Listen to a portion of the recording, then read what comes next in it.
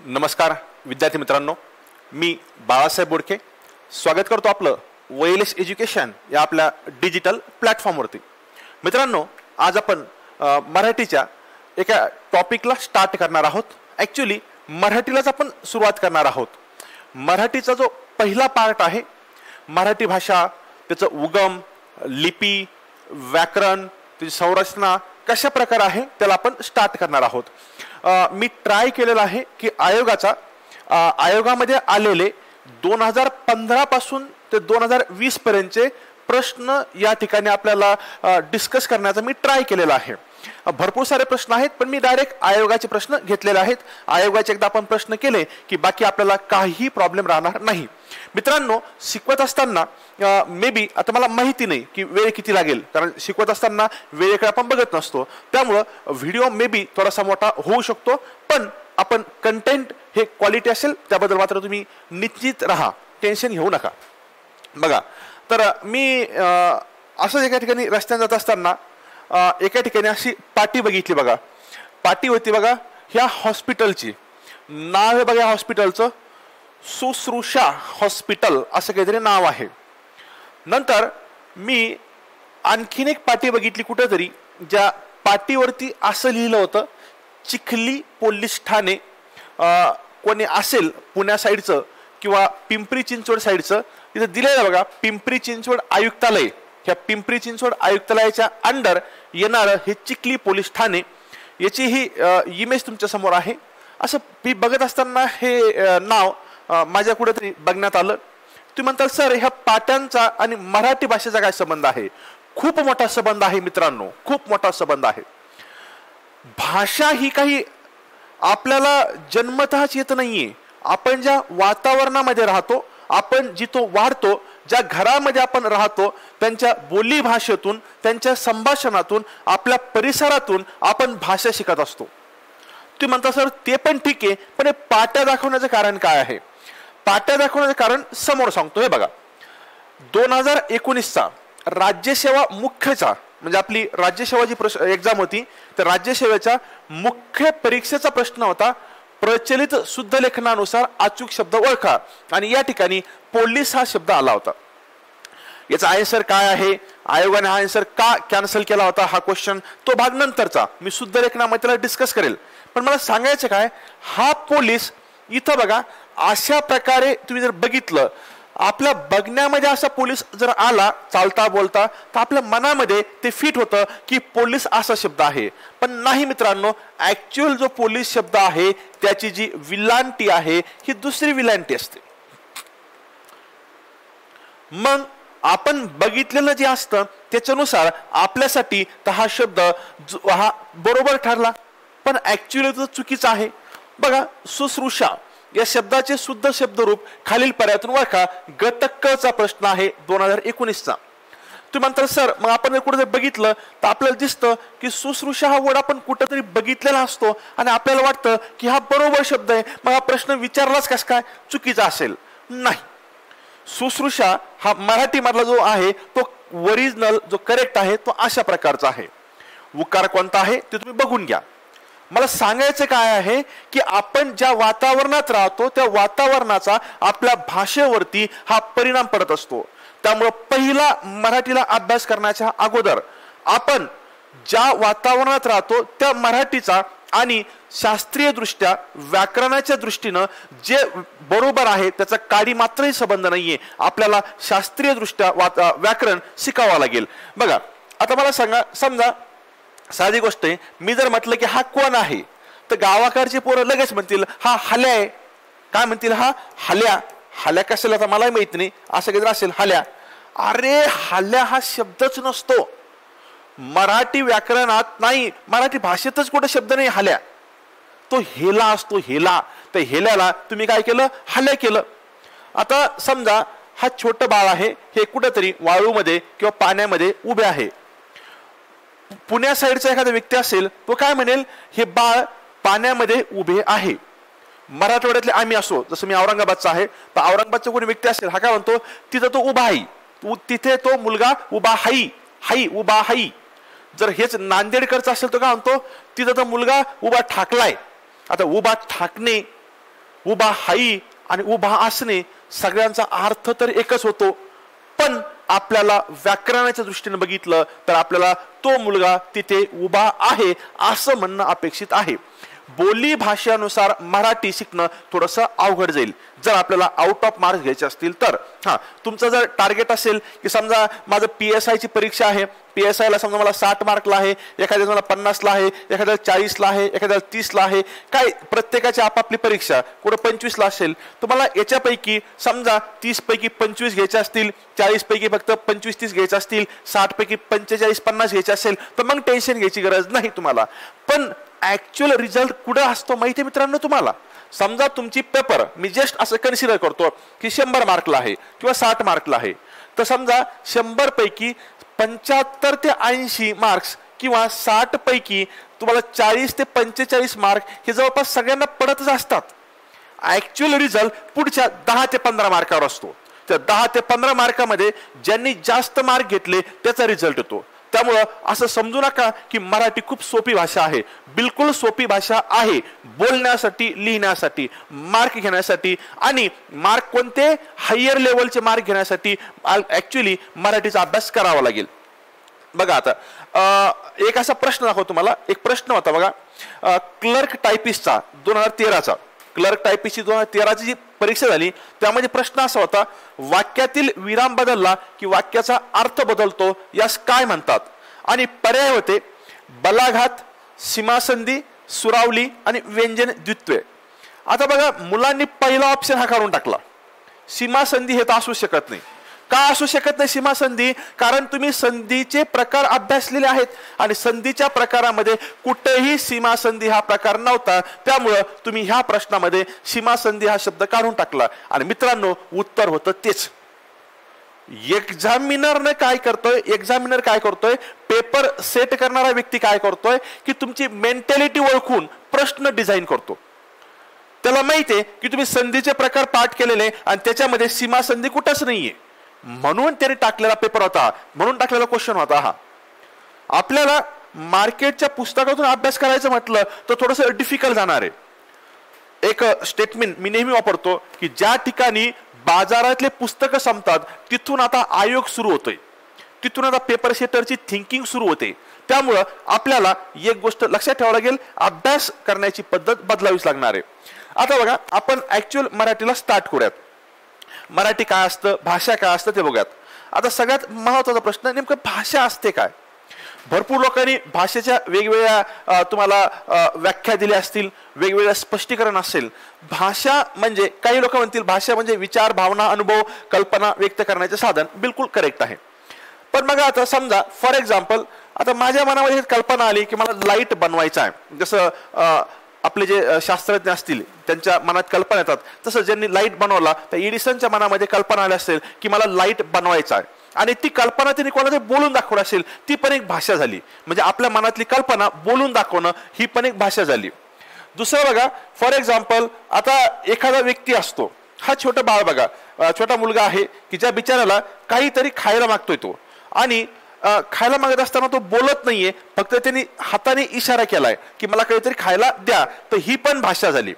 इथं दोन मुली बघताय तुम्ही, ह्या दोन्ही मुलींच्या चेहऱ्याच्या हावभावावर तुम्हाला कळतं त्या व्यक्तीला काय म्हणायचंय, तर ही पण भाषा आहे आणि ही पण भाषा आहे. त्याच्यानंतर एखाद्या व्यक्तीने तुम्हाला रिॲक्शन दिली, समजा तुम्ही एखाद्या व्यक्तीला प्रपोज केलं आणि त्या व्यक्तीने तुमच्या कानाखाली वाजवली, ती पण भाषा झाली, ते माध्यम झालं त्या व्यक्तीच्या फिलिंग्स एक्सप्रेस करण्याच्या. त्यानंतर एखादं छोटं बाळ असेल, हे छोटं बाळ मान हलवून काहीतरी हो म्हणतं नाही म्हणतं, ती पण भाषा झाली. म्हणजे सिंपल भाषा म्हणजे काय आहे? भाषा म्हणजे विचार, भावना, अनुभव व कल्पना व्यक्त करण्याचं साधन, म्हणजे कम्युनिकेशन ज्याला म्हणतो आपण, ते म्हणजे भाषा. इतकं सिंपल आहे. बघा आता भाषा म्हटलं की काही शब्द आपल्या समोर येतात. एक बोली भाषा, मातृभाषा, प्रमाण भाषा, त्यानंतर राजभाषा, राष्ट्रभाषा. हे शब्द जे आहेत ना, हे पहिले आपल्याला क्लिअर करावं लागतील. बघा आता साधी गोष्ट, बोली भाषा म्हणजे काय? आपण जे बोलतो ते, आपण ज्या भाषेमध्ये बोलतोय ती आपली बोली भाषा. मातृभाषा म्हणजे काय? आपल्या घरी जी भाषा बोलली जाते ती मातृभाषा. प्रमाण भाषा म्हणजे काय? एखाद्या ठिकाणी ठरवून दिलेली प्रमाणित भाषा की हीच भाषा वापरायची, ती प्रमाणित भाषा, प्रमाण भाषा. मातृभाषा आपली कोणती आहे? मराठी. त्यानंतर बघा आपली राजभाषा, राजभाषा म्हणजे एखाद्या राज्याची ठरवून दिलेली भाषा. राष्ट्रभाषा, आपल्या राष्ट्रभाषा म्हणजे एखाद्या देशाने जर ठरवून दिलं की आपल्या देशाचं कामकाज याच भाषेत चालेल तर ती असती राष्ट्रभाषा. भारताची राष्ट्रभाषा हिंदी आहे की इंग्रजी आहे असा प्रश्न येऊ शकतो. तर मित्रांनो, भारताची राष्ट्रभाषा ना इंग्रजी आहे ना हिंदी आहे. काही लोकांना वाटू शकतं हिंदी, पण हिंदी पण नाही आणि इंग्रजी पण नाही. भारताला राष्ट्रभाषा नाही.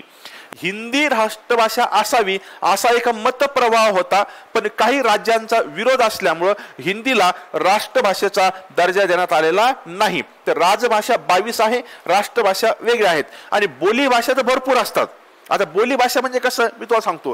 जसं आपल्या घरी मारवाडी बोलतो आपण, ती बोली भाषा झाली, ती काही राजभाषा नाही, राष्ट्रभाषा नाही. एखादा कोणी लमानी व्यक्ती असेल किंवा बंजारा व्यक्ती असेल, त्याची लमानी बंजारी ही पण एक बोली भाषा झाली, पण ती काही राजभाषा किंवा राष्ट्रभाषा नाही किंवा प्रमाण भाषा पण नाही. तर बघा आता हिंदी आणि इंग्रजी ह्या दोन भाषा ज्या आहेत या आपल्या भारताच्या व्यवहाराच्या भाषा आहेत. म्हणजे भारताचं कामकाज हे हिंदी आणि इंग्रजी या दोन भाषेमध्ये घ्यावं असं सांगण्यात आलेलं आहे. आणि त्याचं कलम आहे कलम 343. या कलमानुसार अशी तरतूद करण्यात आलेली आहे. मला सिंपल सांगायचं, मातृभाषा म्हणजे काय, आपली घरी बोलणारी भाषा. राजभाषा म्हणजे काय, एखाद्या राज्याची ठरवून दिलेली भाषा. राष्ट्रभाषा म्हणजे काय, राष्ट्राची भाषा. इथं लक्षात ठेवण्यासारखं आहे, हिंदी राष्ट्रभाषा नाही. मग आपल्या केंद्राच्या कामकाजाच्या किती भाषा आहेत, 2 भाषा. कोणकोणत्या, हिंदी आणि इंग्रजी. कोणत्या कलमानुसार, 343, कलम 343 343. आता बघा भाषांचे 2 प्रकार पडतात. एक असते स्वाभाविक भाषा, ज्याला आपण नैसर्गिक भाषा म्हणतो, नॅचरल भाषा असते. आणि दुसरी असते सांकेतिक किंवा कृत्रिम. सांकेतिक किंवा कृत्रिम. आता याच्यातच कळतं बघा, कृत्रिम म्हणजे काय, जी बनवल्या गेली आहे. समजा मला लिहायचंय, लिहिण्यासाठी मी आता असं लिखाण करतो, ही कृत्रिम भाषा झाली. जी ठरवून केलेली असते, जे काय असते सांकेताच्या स्वरूपात असते, ती असते सांकेतिक किंवा कृत्रिम. आणि स्वाभाविक नैसर्गिक म्हणजे आपला आवाज आहे, आपल्या बॉडीचे जे अवयव आहे त्यांच्या माध्यमातून जे आपण व्यक्त करतो ते सर्वच सर्व स्वाभाविक किंवा नैसर्गिक भाषेमध्ये येतं. पशुपक्ष्यांचे आवाज देखील याच भाषेमध्ये येतील, स्वाभाविक किंवा नैसर्गिक मध्ये. आणि कृत्रिम मध्ये काय येतं की जे नॅचरल नाहीये. कृत्रिम म्हणजे काय, नॅचरल नाहीये. लेखनाचा, ध्वनीच्या, सांकेतिक खुणांचा वापर होतो. टंकलेखन आहे, लिखाणाक्षर आहे, चिन्ह आहे, ध्वनिमुद्रण आहे इत्यादी. बघा याच्यामध्ये पुरावा, असा प्रश्न जर पुरावा कसा असतो तर पुरावा असतो कृत्रिम भाषेचा, स्वाभाविक किंवा नैसर्गिक भाषेचा पुरावा नसतो. आता बघा एक प्रश्न असा आला होता बघा, इथं बघा मी प्रश्न घेतो, असिस्टंट मुख्यचा प्रश्न होता 2014चा. खालील विधानातील योग्य उत्तर शोधा. आपले भाषा शिक्षण विविध कौशल्यावर सुरू असते, ऐकणे, बोलणे, वाचणे, फिरणे. आता हा प्रश्न जेव्हा आला त्याच्या अगोदर भरपूर पुस्तकात याच्याबद्दल माहिती दिली नव्हती. तर बघा ऍक्च्युअली भाषा कोणती जरी शिकायची असेल तर त्या भाषा शिक्षणाच्या काही पायऱ्या असतात बघा, ज्याला आपण भाषा शिक्षणाच्या किंवा भाषा विषयक कौशल्याच्या पायऱ्या म्हणतो. त्या 5 पायऱ्या आहेत. ऐकणे, बोलणे, वाचणे, लिहिणे, आकलन करणे. काही लोक याला वेगळे शब्द वापरतात. जसं आपण ऐकणे म्हणतो, ऐकण्याला ते श्रवण करणे म्हणतात. आकलन करणे किंवा बोलणे याला ते संभाषण म्हणतात. म्हणजे भाषा म्हणजे शब्द बदलू शकतात, पण बेसिकली या 5 पायऱ्या आहेत. कोणकोणत्या, ऐकणे, बोलणे, वाचणे, लिहिणे आणि आकलन करणे. याच्यावरती अशा प्रकारचा प्रश्न येऊ शकतो. बघा मग याचं उत्तर काय असू शकतं, खालील विधानातील योग्य उत्तर शोधा. आपले भाषा शिक्षण विविध कौशल्यावर सुरू असते. ऐकणे बिलकुल, बोलणे आहे, वाचणे आहे, फिरणे आहे का नाही. आता बघा लक्षात कसं ठेवायचं, एक साधा मुलगा आहे, छोटं बाळ असतं. छोटं बाळ ज्या पायऱ्याने भाषा शिकतं, ज्या माध्यमातून भाषा शिकतं, त्या म्हणजे त्या प्रत्येक भाषा कौशल्याच्या त्या पायऱ्या होत. म्हणजे बघा समजा माझा छोटा मुलगा आहे 2 वर्षाचा. आता हा मराठीत थोडं थोडं बोलायला लागला. हा बोलायला कसं लागला, आम्ही घरी बोलत असताना मी, त्याची आई किंवा माझी आई, माझे वडील, माझा भाऊ, म्हणजे घरातले जे फॅमिली मेंबर्स आहेत जी भाषा बोलतात ती त्या पहिले कानावर पडली. मग तिने पहिलं काय केलं, ऐकलं.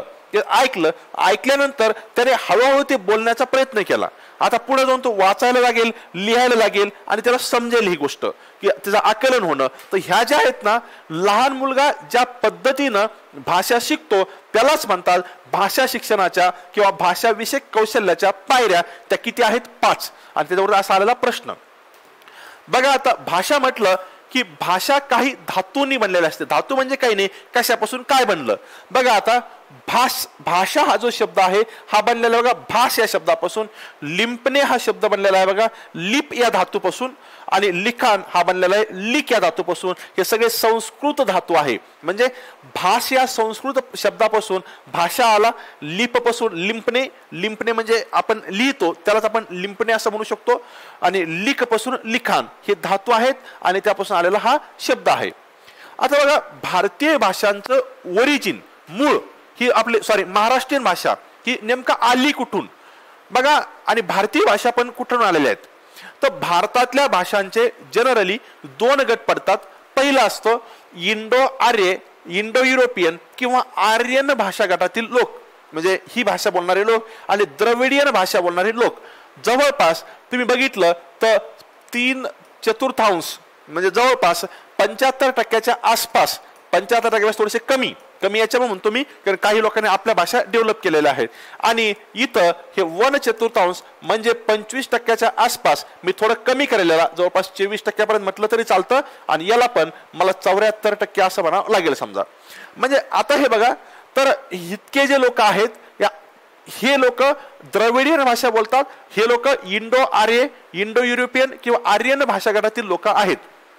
आणि राहिलेल्या काही लोकांनी आपापल्या पद्धतीनं काही भाषा डेव्हलप केलेल्या आहेत. हा आकडा थोडाफार मागेपुढे होऊ शकतो. बघा आता इंडो आर्य, इंडो युरोपियन, आर्यन भाषा गटातील लोक म्हणजे कोणते लोक. जेव्हा आपण प्राचीन काळात जर बघितलं तर भारतीय लोकांना किंवा महाराष्ट्रीयन लोकांना आपली स्वतःची भाषा नव्हती. जसे आर्य भारतामध्ये आले तर आर्य लोक हे थोडेसे आपल्यापेक्षा डेव्हलप होते, आपल्यापेक्षा आधुनिक होते. त्यांच्याकडे त्यांची लिपी होती, त्यांच्याकडे त्यांची भाषा होती. आणि ही आर्य लोकांनी आणलेली भाषा, आर्य लोकांचं आपण अनुकरण केलं आणि आपण आर्य लोकांची भाषा घेतली म्हणून त्याला आर्यन भाषा म्हणतात किंवा आर्य गटातील भाषा असं म्हटलं तरी चालतं. त्याच भाषेला आपण पुढे जाऊन नाव दिलेलं आहे देवनागरी भाषा किंवा देवनागरी लिपीतल्या भाषा. देवनागरी नाव का पडलं, कारण आर्य लोक स्वतःला देव समजत होते आणि ते नगरामध्ये राहायचे. म्हणजे देव आणि नगर, स्वतःला देव समजायचे, राहायचे नगरामध्ये. त्यामुळे देवनागरी हा शब्द त्यापासून आलेला आहे. तर हे जो आहे हा देवनागरी गटातला भाषा आहे. आणि हा द्रविडियन भाषा.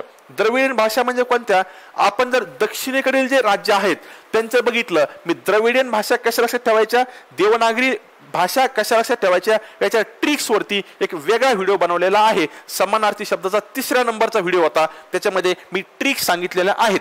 आता बघा, जर कदाचित प्रश्न असा आला की भारतातल्या कोणत्या भाषा सर्वात प्राचीन आहे, तर आपल्याला इतकं तर कळतं संस्कृत भाषा. कारण ही आर्य लोकांची जी भाषा होती ती संस्कृत भाषा होती असं मानलं जायचं. तर संस्कृत तर आपल्याला कळतं, पण त्याच्यासोबत लक्षात ठेवा तामिळ ही जी आहे, तामिळ ही भाषा प्राचीन भाषा कन्सिडर केली जाते. त्यानंतर बघा, आपल्या भाषेचा उगम म्हणजे मराठी भाषा कुठून आली असं विचारलं तर मराठी भाषेचा उगम हा 2 प्रकारे सांगायचा. एक संस्कृत प्लस प्राकृत. संस्कृत म्हणजे कोणती भाषा, जी आर्यांची भाषा होती. आणि प्राकृत म्हणजे काय, की आपण लोक मूळचे महाराष्ट्रीयन लोक, मूळचे मराठी बोलणारे लोक, त्यांची जी अगोदरची चालत आलेली भाषा होती ती भाषा कोणती आहे तर प्राकृत. प्राकृत म्हणजे प्राकृतिक, नैसर्गिक, जी ऑलरेडी चालत आलेली आहे ती. म्हणजे मराठी भाषेचा उगम हा संस्कृत प्लस प्राकृत ह्या 2 भाषेमधून झालेला आहे असं म्हणता येईल आपल्याला. आणि सर्वात जर का विचारलं प्राचीन भाषा कोणत्या, तर त्या ठिकाणी मराठी हा उत्तर येणार नाही, संस्कृत प्लस तामिळ हे उत्तर असणं अपेक्षित आहे. आता बघा, जसं आपण म्हटलं की भाषा आली, युरोपियन लोक आले, त्यांनी त्यांची भाषा आणली, आर्य लोकांनी त्यांची भाषा आणली, इंडो युरोपियन ज्याला आपण नाव दिलेलं आहे नंतर. तर बघा, ही भाषा कशाच्या तरी माध्यमातून लिहावी लागते. भाषा लिहिण्यासाठी लिपी या शब्दाचा विचार, लिपीचा वापर करण्यात आला आहे. लिपीचा मिनिंग असतो लिंपणे. बघा, आता बोर्ड आहे, त्या बोर्डवरती मी काहीतरी लिहितो म्हणजे मी काय करतो, याच्यावरती लिंपन करतोय शाईच्या माध्यमातून किंवा पेनाच्या माध्यमातून. लिंपणे लिप या धातूपासून बनलेला शब्द, त्याच्यापासून लिपी हा शब्द आलेला आहे. तर लिपी लिपी ह्या 4 प्रकारच्या आपल्याला अभ्यासणं गरजेचे आहेत.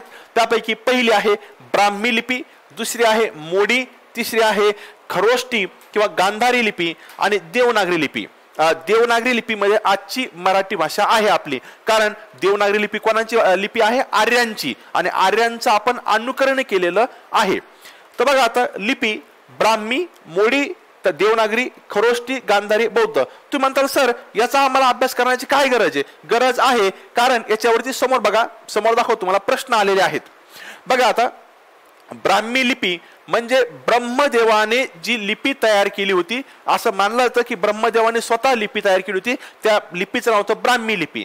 मोडी लिपी शिवकालीन लिपी, शिवाजी महाराजांच्या काळातली जी लिपी होती असं मानलं जातं ती मोडी लिपी होती. आणि मोडी लिपीला धावलिपी असं म्हणतात, कारण ती खूप असं आपण जलद गतीनं लिहू शकत होतो. आणि मोडी म्हणजे कशामुळं? अक्षर असे मोडून मोडून मोडून लिहिलेले असायचे, म्हणून त्याचं नाव होतं मोडी किंवा धावलिपी. खरोष्टी, गांधारी लिपी, खरोष्टी किंवा गांधारी लिपी जी आहे ही बौद्धकालीन जे साहित्य आहे त्याच्यामध्ये आपल्याला उल्लेख आढळतो. आणि आपली मराठी भाषा ज्या लिपीत आहे ती लिपी आहे देवनागरी लिपी, जी लिपी आर्यांनी आणली होती असं मानलं जातं. आता बघा देवनागरी लिपीबद्दल आपल्याला काही जाणून घ्यावं लागेल. देवनागरी लिपी जी आहे बघा आता उभ्या, आडव्या, तिरप्या आणि गोलसर अक्षरांनी बनलेली असते. म्हणजे कसं? बघा आता देवनागरी, बघा कोणताही शब्द घ्या, बघा उभी रेस आहे, त्यानंतर आडवी, हा बघा आडवी आला, त्यानंतर बघा तिरप्या, तिरप्या म्हटलं आपण तर असं असले तर आपण कधी कधी समजा फॉर एक्झाम्पल प्र लिहिलं ते तिरप झालं, तर तिरप्या अक्षराने बनू शकते. गोलसर, हे बघा गोल अक्षर. म्हणजे देवनागरी लिपी ही आडव्या, उभ्या, तिरप्या आणि गोलसर अक्षराने बनू शकते. त्याची वैशिष्ट्य बघतो आपण. देवनागरी लिपी जी आहे ही डावीकडून उजवीकडे आपल्याला लिहित जावं लागतं. त्याच्यानंतर देवनागरी लिपीच्या वरती म्हणजे अक्षर लिहितो त्याच्या वरती अशा शिरोरेखा म्हणजे वरून अशी लाईन मारण्याची त्या असते आपल्याकडे पद्धत आहे. देवनागरी लिपीला आदर्श लिपी मानलं जातं. का मानलं जातं? कारण देवनागरी लिपीमध्ये प्रत्येक ध्वनी हा स्वतंत्र चिन्हाने आणि कोणत्याही वर्णाला एकापेक्षा जास्त ध्वनी नाही. म्हणजे देवनागरी लिपीतला प्रत्येक ध्वनी हा स्वतंत्र चिन्हाने चिन्हांकित केला जातो आणि सोबत कोणत्याही वर्णाला एकापेक्षा जास्त ध्वनी नाही. आणि असं ज्या लिपीमध्ये घडतं त्या लिपीला आदर्श लिपी असं म्हणतात. याला काही अपवाद आहे. बघा आदर्श लिपीचे कोणी ड्रॉबॅक्स विचारले किंवा त्याच्यामध्ये काय असलेल्या त्रुटी विचारल्या तर बघा ई आणि उ या दोघांना पण ऱ्हस्व आणि दीर्घ अशा 2 प्रकारे लिहिता येतं. म्हणजे ई आपण ई असं पण लिहितो आणि उ असं पण लिहितो. आणि च, ज आणि झ यांचे 2 वेगवेगळ्या प्रकारे उच्चार केले जातात. आता ते वेगवेगळे उच्चार कसे आहेत ते आपण समोर बघणारच आहोत. हे झालं देवनागरी लिपी बद्दल. आता बघा काही प्रारंभीच्या काळातील ग्रंथ जे आपल्याला माहिती असणं अपेक्षित आहे ते ग्रंथ माहीत असावेच लागतील, कारण त्याच्यावर देखील प्रश्न येऊ शकतो. बघा आता आणि लक्षात कसं ठेवायचं ते पण सांगतो तुम्हाला. विवेक सिंधू हा ग्रंथ आहे जो मुकुंदराजने लिहिला होता. आता इकडं ग्रंथाचे नाव आहे आणि इकडे लिहिले कोणी त्यांचे नाव आहे. मी तुम्हाला डायरेक्ट याचा ट्रिक सांगतो. बघा आता मी विवेक सिंधू कोणी लिहिला? मुकुंदराजनी. कसं लक्षात ठेवायचं बघा. विवेक सिंधू मध्ये 2 शब्द आहे. विवेक म्हणजे आपला विवेक ओबेरॉय आणि पी.व्ही. सिंधू. पी.व्ही. सिंधू आणि विवेक ओबेरॉय ह्या दोघांना देखील भरपूर सारे मुकुट भेटलेले आहेत. मुकुट म्हणजे पुरस्कार. आपण म्हणतो ना मुकुट भेटलेले आहेत. मुकुट म्हणजे पुरस्कार. बघा विवेक ओबेरॉय आणि पी.व्ही. सिंधू यांना भरपूर सारे मुकुट भेटलेले आहेत. त्याच्यावरून लक्षात ठेवा Viveksindhu is equal to Mukundraj. दुसरं भावार्थ दीपिका, ज्ञानेश्वरी, अमृतानुभव हे ज्ञानेश्वर महाराजांचं होतं. हे तर काही सांगायची गरज नाही, याला काही ट्रिक्स देखील बनायची गरज नाही, कारण नावाच आहे ज्ञानेश्वरी म्हणजे ज्ञानेश्वर महाराज. लीळा चरित्र महिमभट. लीळा चरित्र महिमभट कसं असे ठेवायचं बघा. लीळा म्हणजे लळा. आपला जो लळा आहे महिमभट पासून माय हा शब्द आहे गावाकडचा. माय आपल्या आईला माय म्हणतो. प्रत्येक माईला आपल्या लेकराचा लळा असतोच. प्रत्येक माईला आपल्या लेकराचा लळा असतो. लळा लीळापासून माय म्हणजे माही. लीळा चरित्र महिमभट. ट्रिक्स वाटलं तुम्हाला फास्ट होत असेल तर तुम्ही थोडासा व्हिडिओ पॉज करून किंवा व्हिडिओची स्पीड कमी करून बघू शकता, काही प्रॉब्लेम नाही. दृष्टांत पाठ केशवदेव व्यास. दृष्टांत दृष्टांत पाठ हा असं काहीतरी असं वाटतं की हे खूप मोठं ऋषींचं आहे दृष्टांत वगैरे वगैरे. हे दृष्टांत पाठ करण्याचं हे व्यासांचंच काम असू शकतो. व्यास म्हणजे ऋषी, व्यास म्हणजे ऋषी. हे ऋषी व्यास हेच असे दृष्टांत वगैरे पाठ करतील कारण त्यांचंच काम आहे ते. पंचवार्तिक भीष्माचार्य, भीष्माचार्य बघा भीष्माचार्य यांचा पंच पांडव पांडवांशी संबंध आहे. पांडव किती 5 तर पंचवार्तिक इज इक्वल टू भीष्माचार्य. पंचवार्तिक हा ग्रंथ कोणी लिहिला? भीष्माचार्याने. लक्षात कसं ठेवायचं? भीष्माचार्य आणि पांडवाचं पंचवार्तिक. चिन्ह काव्य कृष्ण लीलासुख बघा चिन्ह काव्य कृष्ण लीलासुख. कृष्णाच्या लीला, कृष्णाच्या लीला. लीला म्हणजे लीला हा काही शब्द वाईट नाहीये. लीला म्हणजे खोड्या, लीला म्हणजे खोड्या किंवा एखादी जी आपण कृती करतो तिला पण लीला म्हणतात. कृष्णाची लीला ही चिन्हामध्ये किंवा काव्यामध्ये लिहिणं किंवा काव्यामध्ये त्याला आपण काय म्हणतो त्याला दाखवणं हे शक्य नाही. कृष्णाची लीला ही चिन्हामध्ये किंवा काव्यामध्ये आपण चिन्हांकित किंवा काव्यामध्ये लिहिणं हे शक्य नाही. तर चिन्ह काव्य कृष्ण लीला. सेतुबंध आणि प्रवरसेन बघा सेतुबंध आणि प्रवरसेन. तर सेतू बांधला होता तुम्हाला आठवतं वानरसेना रामराज्यामध्ये.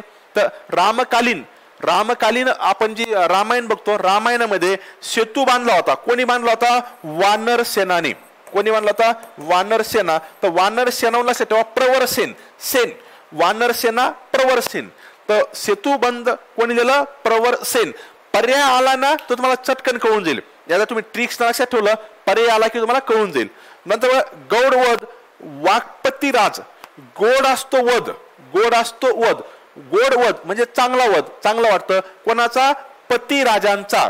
एखाद्या पत्नीला आपल्या म्हणजे आता हे फक्त मी शब्द लक्षात ठेवण्यासाठी केलेलं आहे असं काही नसतं. पण आपण म्हणतो ना की नवरा बायकोचे नेहमी भांडणं असतात वगैरे वगैरे त्याच्यावरून हे लक्षात ठेवायचं. तर गोड असतो वध कोणाचा? पती राजांचा. त्यानंतर इथं वर्ड बघा लीलावती, लीलावती आणि इकडं आहे कौतूहल. तर लीलावतीच्या लीला, लीलावतीच्या ज्या लीला आहेत लीलावतीच्या लीलांचं कौतूहल केलं जायचं किंवा कौतुक केलं जायचं. लीलावतीच्या लीलांचं कौतुक केलं जायचं असं लक्षात ठेवा. मी तुम्हाला पॅटर्न सांगतोय की तुम्ही अशा पद्धतीनं लक्षात ठेवू शकता. तर या ठिकाणी विवेक सिंधू, मुकुंदराज, विवेक ओबेरॉय आणि PV सिंधू यांना भरपूर सारे मुकुट भेटले होते. ज्ञानेश्वरी तुम्हाला सांगायची गरज नाही. प्रत्येक माईला लळा असतो आपल्या लेकराचा. माईंभट लीळाचरित्र. केशवदास व्यास, व्यासांनी काय केलं? दृष्टांत पाठ केला किंवा दृष्टांत पाठ करावा लागतो कोणाला? व्यासांना. भीष्माचार्य म्हणजे पंचपांडव पंचवार्तिक. कृष्णाच्या लीला आपण चिन्हांकित किंवा काव्यांकित करू शकत नाही. वानरसेना सेतू बांधला. त्यानंतर गोड असतो वध कोणाचा? वाक्पती राजांचा, पतिराजांचा. आणि लीलावतीच्या लीलांचं सर्वजण कौतुक करायचं. हे जे आहेत ना हे प्रारंभीच्या काळातील काही ग्रंथ आहेत. यांचं तुम्हाला इसवी सन लक्षात ठेवायची गरज नाही कारण इतक्या डिटेलमध्ये कोणीही विचारत नाही. नेक्स्ट बघा आता बघा आपली राजभाषा महाराष्ट्रातली जी राजभाषा आहे मित्रांनो ही राजभाषा आपली मराठी आहे. आपल्या सर्वांना माहिती आहे आपली राजभाषा कोणती आहे? मराठी. तर राजभाषा जी मराठी आहे तर ही मराठी राजभाषा यांच्यावरती कुसुमाग्रजवरती एक नेहमी प्रश्न होतो बघा. तो प्रश्न असा असतो की 27 फेब्रुवारी रोजी कोणता दिवस साजरा केला जातो किंवा जागतिक मराठी भाषा दिन, जागतिक मराठी भाषा दिन कधी आहे? तर जागतिक मराठी भाषा दिन हा 27 फेब्रुवारीला आहे. कधी? 27 फेब्रुवारीला. 27 फेब्रुवारी काय आहे? जन्मदिवस कोणाचा? विवा शिरवाडकरचा. विवा शिरवाडकरला काय म्हणतात? कुसुमाग्रज. बघा आता कन्फ्युजन होतं कधी कधी 27 फेब्रुवारीच का, 24 फेब्रुवारी का, 30 फेब्रुवारी का, फेब्रुवारीच का किंवा कुसुमाग्रजचं नाव काय आहे?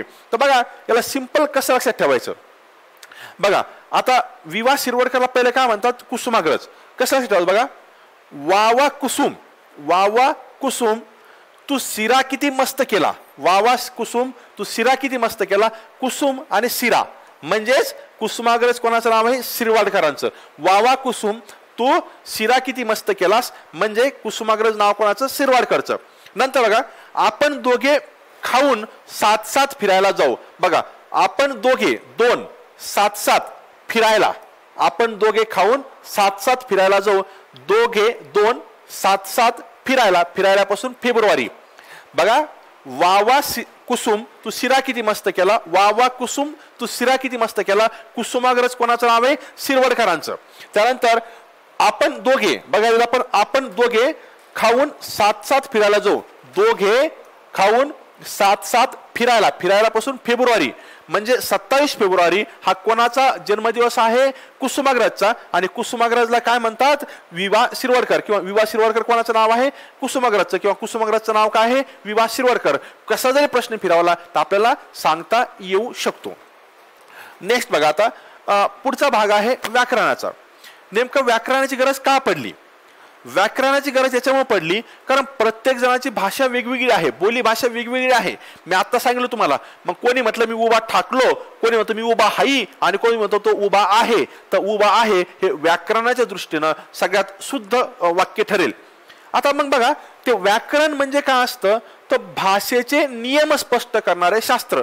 म्हणजे भाषा कोणत्या नियमाने लिहायची, कोणत्या नियमाने बोलायची, तर भाषेचे जे नियम आहे ते नियम स्पष्ट करणारं जे शास्त्र असतं ते असतं व्याकरण. आता बघा, व्याकरण हे 3 शब्दांनी बनतं. वि आ क्र. कोणते, वि आ क्र. व्याकरण, व्याकरणचं असं स्पष्टीकरण, करचंच मिनिंग आहे करण आणि करणचं मिनिंग असतं स्पष्टीकरण. म्हणजे भाषा स्पष्ट करणारे शास्त्र हे झालं व्याकरण. बघा, आता काही लोकांना असं वाटतं की भाषा वेगळं असतं, भाषा वेगळी असते आणि व्याकरण वेगळं असतं. काही लोक म्हणतात की अगोदर भाषा येते नंतर व्याकरण येतं. काही लोकांचं म्हणणं असतं अगोदर व्याकरण असतं नंतर भाषा असते. नाही मित्रांनो, अगोदर भाषा येते नंतर व्याकरण येते जरी खरं असलं तरी पण ते दोन्ही एकामेकांवरती अवलंबून आहे. भाषेसोबत नियमाला बदलावं लागतं, कधी कधी नियमानुसार भाषा बोलावी लागते. म्हणजेच भाषा आणि व्याकरण कोणी विचारलं, प्रश्न जर आला, परस्परावर अवलंबून असणाऱ्या गोष्टी आहेत. आणि भाषेला नेहमी असं म्हणतात की नदीच्या प्रवाहाची उपमा दिली जाते. तर भाषेला नदीच्या प्रवाहाची उपमा का दिली जाते, कारण बघा, नदीचा प्रवाह जो असतो की प्रत्येक वेळेनुसार आणि काळानुसार बदलला जातो. म्हणजे कसं, आता समजा एखादा प्रवाह आहे नदीचा, तर समजा नागमोडी वळाला तर नागमोडी बनतं. एखादा असा उतारा आला त्याची गती वाढते, किंवा एखादा असा काही खोलगट भाग आला तिथं काय होतं, त्याची स्पीड, त्याची गती कमी होते. त्याच प्रकारे भाषा देखील असते. बघा, कधी कधी भाषा समजा वेळेनुसार आणि काळानुसार, कसं समजा आपण बघितलं अगोदर प्राचीन जी मराठी भाषा होती ती आजच्या सारखी नव्हती. आणि समजा जळगावची जी भाषा आहे तीच मुंबईची भाषा नाही, जी मुंबईची भाषा आहे ती नांदेडची नाही, जी नांदेडची आहे ती पुण्याची नाही. म्हणजे स्थळ आणि काल याच्यानुसार बदलणारी गोष्ट आहे. त्यामुळं ह्या भाषेला नदीच्या प्रवाहाची उपमा दिली जाते. आता बघा, काही पुस्तकं आहेत, मी थोडं साईडला सरकतो, तुम्ही याचा फोटो काढून घेऊ शकता. हे जे पुस्तकं आहेत, कोणतं पुस्तक कोणी लिहिलं हे तुम्ही आता बघून घेऊ शकता. याच्यावरती प्रश्न जर आला तर विल्यम कॅरीवरती येऊ शकतो. विल्यम, पहिलं जे पुस्तक आहे, पहिलं पुस्तक हे the grammar of Maratha language असं होतं, the grammar of Maratha language. आणि जे लिहिलं होतं विल्यम कॅरी या एका परप्रांतीय व्यक्तीनं, किंवा जो भारतीय नव्हता आणि महाराष्ट्रीयन पण नव्हता, इंग्रज व्यक्तीनं लिहिलेलं पुस्तक असावं. आय थिंक इंग्रज असावे, मला ते इंग्रज होते का अमेरिकन होते माहिती नाही, पण विल्यम कॅरी या व्यक्तीनं लिहिलेलं आहे. तुम्ही याच्या काही भाषा आहेत बघा, तर भाषामध्ये आपल्याला एखादी भाषा कोणत्या भागामध्ये बोलल्या जाते त्याच्यावरती प्रश्न येतो.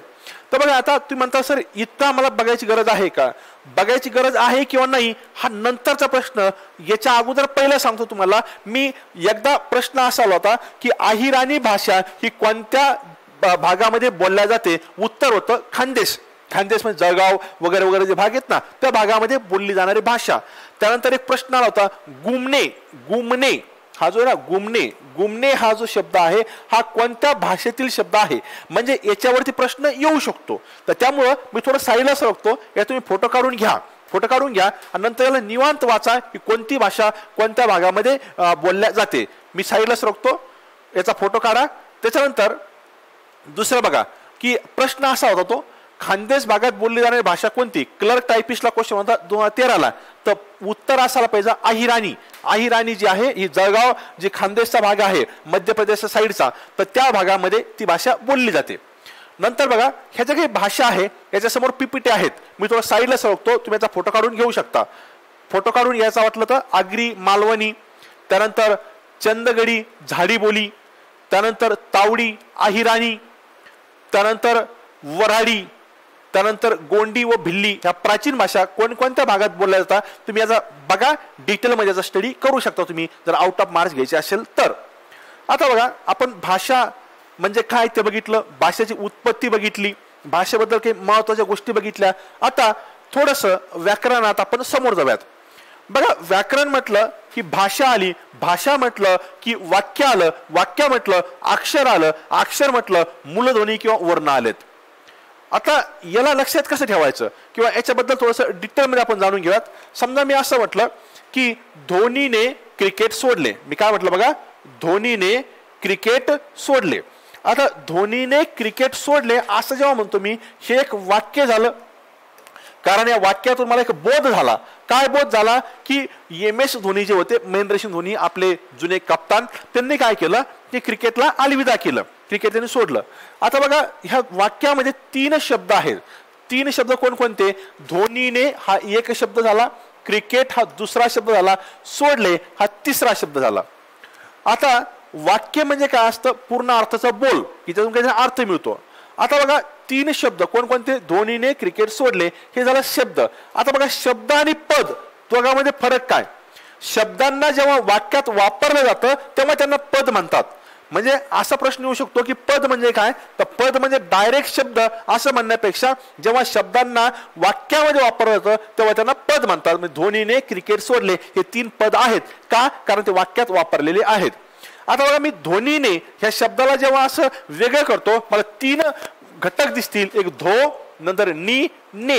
ह्या धो, नी, ने ह्या 3 घटकांना आपण अक्षर म्हणतो. अक्षरलाच ध्वनी चिन्ह म्हणतात किंवा ध्वनी खूण म्हणतात. आता ध्वनी चिन्ह किंवा ध्वनी खूण म्हणजे काय? आपण बोलत असताना आपल्या तोंडातून जे उच्चार बाहेर पडतात, जे शब्द बाहेर पडतात, जे अक्षर बाहेर पडतात, म्हणजे मी म्हणतो धोनीने, धोनीने, तो धो हा माझा अक्षर आहे की माझ्या तोंडातून बाहेर पडलं. पण मी जर फक्त असं म्हणलं दो आणि कुठे लिहिलं नाही तर ते काय होणार आहे? ते विरून जाणार आहे, नाहीसं होणार आहे. ते नाहीसं होऊ नये म्हणून त्याला आपण अशा प्रकारे लिहिलं तर अक्षर अ म्हणजे नाही आणि क्षर म्हणजे नाश. एखाद्या शब्दाचा, एखाद्या ध्वनीचा नाश होऊ नये म्हणून त्याला लिहिलं जातं, त्यालाच अक्षर असं म्हणतात. आणि ह्या अक्षरामध्ये आता हे काही मूलध्वनी नाहीत. याला बघा, ध्वनी म्हणजे ध्वनी देखील हा ध प्लस ओ अशा 2 घटकांनी बनलेला आहेत. हे झाले मूलध्वनी. कारण मूलध्वनी म्हणजे याच्यानंतर कोणते ध्वनीच नाहीत. म्हणजे आता हा सर्वात मूल म्हणजे बेसिक, याच्यावरती दुसरं काहीच नाही, तर हा झाला मूलध्वनी. म्हणजे मूलध्वनी असतात. मूलध्वनीचं काय बनतं? अक्षर किंवा ध्वनी बनतो. अगोदर मूलध्वनी, नंतर त्याचा ध्वनी म्हणतो, ध्वनीला आपण अक्षर म्हणतो, अक्षरांचा काय बनतो? शब्द बनतो, आणि शब्दांचं काय बनतं? तर वाक्य बनतं. आता बघा, ह्या मूलध्वनींना वर्ण असंही म्हणतात. मूलध्वनींना वर्ण असं म्हणतात, ध्वनी चिन्हांना अक्षर असं म्हणतात, पदांना शब्द आणि वाक्यात आहेच. तर मूलध्वनींना वर्ण काय म्हणतात ते समजून घ्या. जेव्हा आपण काही बोलतो, बोलल्यानंतर ती गोष्ट आपल्याला लिहायची असते. मग लिहून ठेवत असताना आपण काय करतो? रंगाचा वापर करतो, त्यांना रंगाने लिहितो, आणि रंगालाच वर्ण असं म्हणतात. रंग याचा वर्ण हा अर्थ होतो. म्हणजे आपण जे मूलध्वनी विरून नाहीसे होऊ नये म्हणून आपण त्यांना वर्णाने म्हणजेच रंगाने लिहून ठेवतो, म्हणून त्याला शब्द काय दिलेला आहे? वर्ण. म्हणजे मला सांगायचं काय? सगळ्या साधं, अगोदर वर्ण किंवा मूलध्वनी असतो. वर्ण किंवा मूलध्वनीचं काय बनतं? अक्षर किंवा ध्वनीचिन्ह. अक्षर किंवा ध्वनीचिन्हाचं काय बनतं? एक शब्द, आणि शब्दाचं काय बनतं? तर वाक्य बनतं. तर अशा प्रकारचं हे आपल्या व्याकरणाचं बेसिक पार्ट असतो की मूलध्वनी, ध्वनी, त्यानंतर वाक्य, शब्द, आणि शब्दापासून काय बनतं? तर वाक्य बनतं.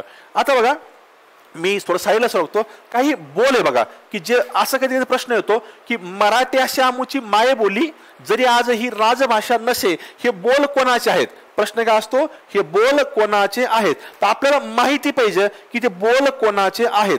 तर आता लक्षात कसं ठेवत बघा, हे बोल जे आहेत हे माधव जुलियनचे आहे. आता याला लक्षात कसं ठेवायचं? तुम्हाला की मी फक्त तुम्हाला वे सांगतो, मार्ग सांगतो, तुम्ही तुमचा मार्ग डेव्हलप करू शकता. प्रश्न असा येतो की मराठी असे आमुची माय बोली जरी आजही राजभाषा नसे, हे बोल कोणाचे आहेत? तर हे आहे माधव जुलियनचे. लक्षात ठेवायला बघा, माय बोलली माधव तू जा. काय ट्रिक काय आपली? माय बोलली माधव तू जा. माय बोलली, माय बोली, माय बोलली माधव तू जा. लक्षात ठेवा, सोपं आहे. त्या त्या पहिल्या ओळीमध्येच माय बोली आहे, माय बोलली माधव तू जा. दुसरं असं विचारू शकतात, गीत मराठ्यांचे श्रवणी मुखी असो, हे जे बोल आहे ते बोल कोणाचे आहे? तर हे बोल आहे श्री क्र कोल्हटकर यांचे. मी मोरा वाळंबे सरांचं जे बुक आहे त्याच्यामधून डायरेक्ट घेतलेले आहे ते, कारण महत्वाचं आहे. मोरा वाळंबे सरांचं बुक हे कोणत्याही भाषेमध्ये आपल्याकडे एक प्रमाणित बुक मानलं जातं. त्या ठिकाणी गीत मराठ्यांचे श्रवणी मुखी असो. तर बघा, श्रवणीचं श्र आणि श्रीचं श्र म्हणजे श्रवणी आणि श्र याच्यावरून तुम्ही लक्षात ठेवू शकता. माझी मराठी असे माये भाषा, हिच्या कीर्तीचे तेज लोकी चढे, हे बोल कोणाचे आहे असा प्रश्न येऊ शकतो. तर नारायण गोविंद नांदापूरकर यांचे आहेत. लक्षात कसं ठेवायचं बघा, भाषा मायेसारखी असेल तरच लेख नांदेल. लेख म्हणजे सून कधी नांदेल? जर तुमची भाषा जर का मायेसारखी असेल, प्रेमळ असेल. बघा, भाषा जर का मायेसारखी असेल तरच लेख काय होईल? नांदेल. नांदेल म्हणजे नांदापूरकर, लेख म्हणजे लोकीपासून असं ठेवायचं. भाषा मायेसारखी असेल तरच लेख नांदेल. म्हणजे हे जे बोल आहे हे बोल कोणाचे आहेत? नारायण गोविंद नांदापूरकर यांचे. नंतर लाभले आम्हास भाग्य बोलतो मराठी, जाहले खरेच धन्य ऐकतो मराठी, हे बोल कोणाचे? सुरेश भटांचे. बघा, पहिल्या लाईन मध्ये भाग्याचं भ आणि भटचं भ. तर सुरेश भट पासून लक्षात ठेवा तुम्ही, भाग्यपासून लक्षात ठेवा सुरेश भट. जर प्रश्न आला हे बोल कोणाचे तर कन्फ्यूज व्हायला नको, म्हणून एक ट्रिक सांगतोय. बघा, आता परभाषेतही व्हा पारंगत, ज्ञानसाधना करा तरी, माय मराठी मरते इकडे, परकीचे पद चेपू नका. माझा आवाज तितका चांगला नाही, तुम्ही फक्त भावना समजून घ्या. तर याला कसं लक्षात ठेवा? बघा, कुसुम मुलगी असली म्हणून काय झाले? ती ज्ञानसाधना करून परभाषेतही पारंगत होणार आहे. बघा, कुसुमाग्रजचे बघा, कुसुम मुलगी असेल म्हणून काय झाले? ती ज्ञानसाधना करून परभाषेतही पारंगत होणार आहे. परभाषेतही ती पारंगत होणार आहे असं तुम्ही लक्षात ठेवू शकता. म्हणजे तुम्हाला लक्षात येईल की कुसुम पारंगत होणे परभाषेत. कुसुमाग्रज बघा, लाभले आम्हास भाग्य म्हणजे सुरेश भट. माझी मराठी असे माय भाषा, हिच्या कीर्तीचे तेज लोकी चढे, लेख नांदणे माय भाषा. त्यानंतर श्रवणी श्रीकर कोल्हटकर, मराठी अशी आमुची माय बोलली माधव तू जा. एकदा व्हिडिओ व्यवस्थित पॉज करून तुम्ही बघू शकता. आपलं ट्राय चाललेला आहे की आपला आउट ऑफ मार्क्स घ्यायची, प्रश्न कसा येऊ द्या, आपला चुकायला नको. ठीक आहे, त्याच्यानंतर आता आपण याच्यावरती आयोगाने कसे कसे प्रश्न विचारलेले आहेत ते बघूयात. मी ट्राय केलेला आहे 2015च्या अगोदरचेच क्वेश्चन घ्यायचे, त्याच्यानंतरचे घेतले नाहीत, कारण भरपूर क्वेश्चन आहेत. मराठी भाषा लिपीस कोणत्या नावाने ओळखले जाते? तर आपण हे अगोदरच्याच लेक्चर मध्ये बघितलेले. मराठी भाषा ही देवनागरी लिपी असते आणि देवनागरी लिपीलाच बाळबोध असंही म्हणतात. देवनागरी लिपी जी आहे त्या देवनागरी लिपीलाच काय म्हणतात? बाळबोध लिपी असंही म्हणतात. याला बाळबोध लिपी का म्हणतात? कारण देवनागरी लिपी इतकी सोपी आहे की त्याचा बोध बाळाला पण होऊ शकतो, लहान बाळाला पण. त्याच्यावर नाव पडलेलं आहे, हे आपण ऑलरेडी बघितलेलं आहे. देवनागरी आणि बाळबोध, ब आणि क पैज, उत्तर पैज 2. मराठी भाषा लेखनासाठी कोणत्या लिपीचा वापर करतात? तर मराठी भाषा लेखनासाठी कोणती आहे? ब्राह्मी, सकळा, सुंदरका, देवनागरी. अगदी सोपा प्रश्न आहे. देवनागरी लिपी लिहिण्याची बरोबर पद्धत ओळखा. आपण अगोदर बघितलं डावीकडून उजवीकडे. मी असं लिहित असताना लिहितो ना की आपल्याला डावीकडून म्हणजे आपण इकून जातो, डावीकडून उजवीकडे असं जातो. तर डावीकडून उजवीकडे म्हणजे हे उत्तर. भाषाविषयक कौशल्याच्या साधारणपणे किती पायऱ्या आहेत? किती आहेत? 5. ते पण बघितलं आपण. त्यानंतर विचार, भावना, अनुभव, कल्पना व्यक्त करण्याचे साधन म्हणजे काय? तर भाषा आहे. इतके सोपे प्रश्न असतात.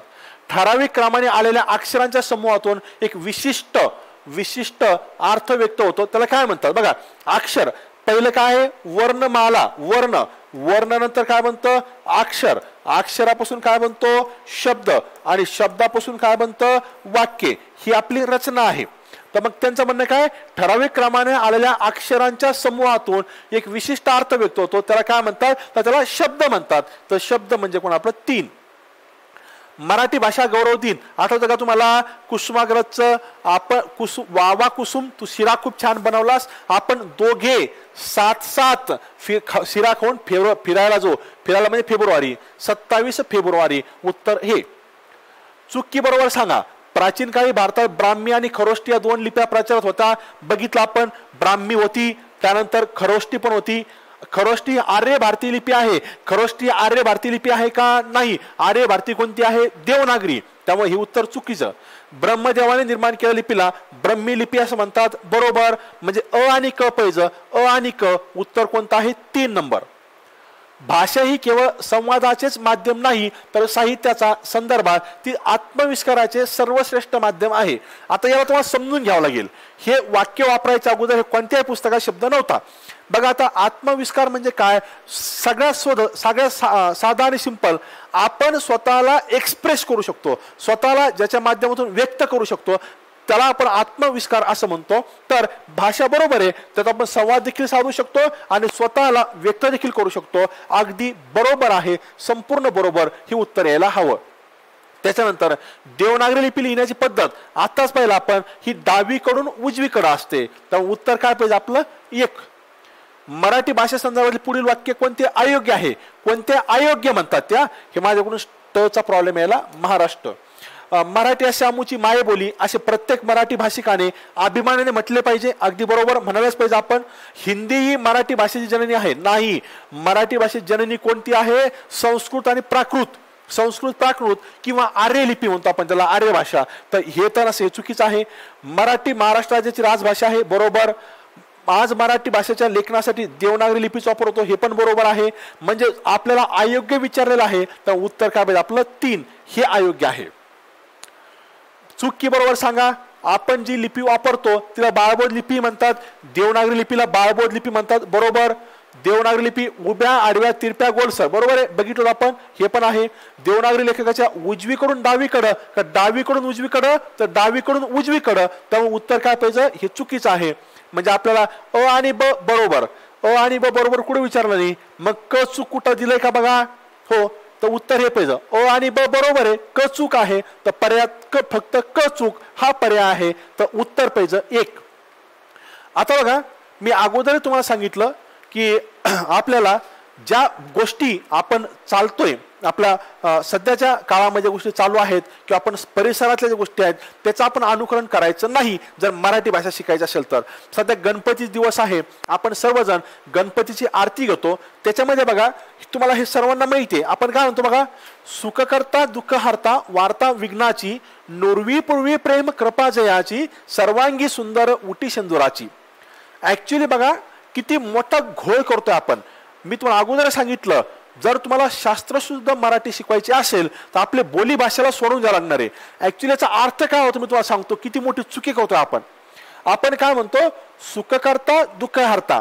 सुख करता म्हणजे सुख येऊ दे, दुःख हरता म्हणजे दुःख हरून ने, हरून ने म्हणजे दुःख येऊ देऊ नको. वार्ता विघ्नाची, याचा मिनिंग काय माहिती का? सुख कर, दुःख हरून ने आणि वार्ता विघ्नाची येऊ दे. आपण म्हणतो वार्ता विघ्नाची येऊ दे. नुरवी पूर्वी प्रेम कृपा जयाची, आणि त्याच्या पूर्वी देवाची कृपाच नको आम्हाला. म्हणजे याचा अर्थ असा होतोय की विघ्न येऊ दे. मित्रांनो, हे का असं म्हटलं गेलं माहितीये? याचा अति शास्त्र सुद्धा कशा प्रकारे असायला पाहिजे माहितीये? सुख करता दुःख हरता वार्ता विघ्नाची नुरवी. काय पाहिजे? वार्ता विघ्नाची नुरवी. नंतर पूर्वी प्रेम कृपा जयाची, म्हणजे याचा अर्थ काय होईल? सुख येऊ दे, दुःख जाऊ दे, वार्ता विघ्नाची येऊ देऊ नको. नुरवी म्हणजे नको, विघ्नाची, वार्ता विघ्नाची नको. विघ्न म्हणजे अडथळा. पूर्वी प्रेम कृपा जयाची, आणि वाईट गोष्ट आमच्या कानावर पडायच्या अगोदरच देवाची कृपा होऊ दे. म्हणजे असं पाहिजे. हा उतारा किंवा सॉरी ही लाईन जी आहे इथून पुढे यायला पाहिजे, हा शब्द इथं नको.